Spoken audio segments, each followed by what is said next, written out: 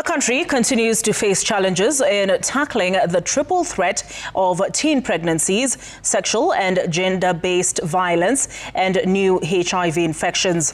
More teens got pregnant last year, while the youth made for the bulk of new HIV infections in 2024.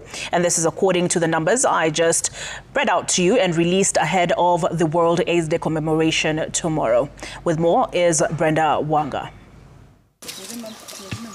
Out of the 19,991 new HIV infections recorded in the last 1 year, 2,799 of those were amongst adolescents, with 54 new infections every week. The number of teenage pregnancies reduced to 240,915, while 17,361 teenagers were subjected to sexual and gender-based violence of one form or another.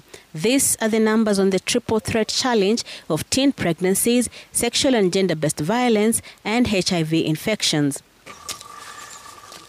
But behind these numbers are girls like Jacqueline, not her real name. Now aged 17, Jacqueline is a bereaved mother.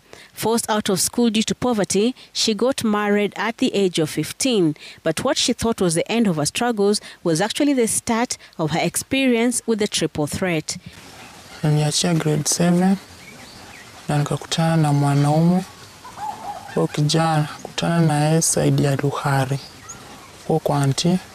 Patana na yeye akaniambia ati twende tuanze maisha. Pia mimi sikukataa, akasema twende. Tulifika huko tukakaa tu vizuri, tulikaa tu.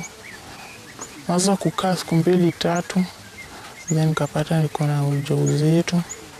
Nikamwambia, akasema kama uko na ujauzito kuna shida. During her pregnancy, she also endured gender-based violence that led her back to her parents' home.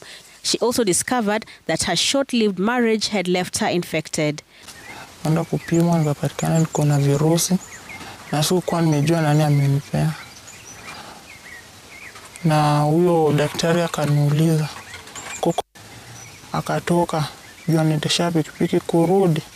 Kanipata nimepika nimwekea hapo chakula.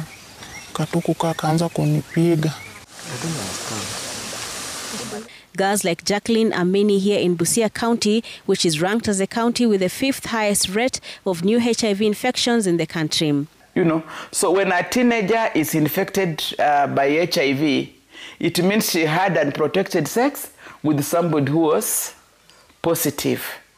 And there are so many.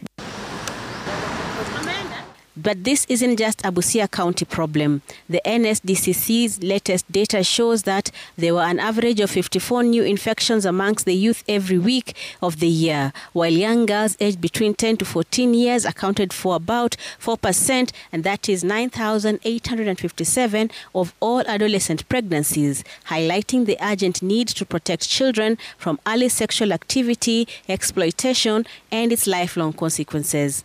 We have focused and paid attention to this in this year's commemoration so that we can have a future of our country and we can assure these young people whom the Constitution has demanded of us to protect. We need to talk to our young people. We need to be courageous. The way you said, if we don't inculcate it now, integrate it in our educational processes, we are only living in denial. We should not live in denial on this matter. It is real.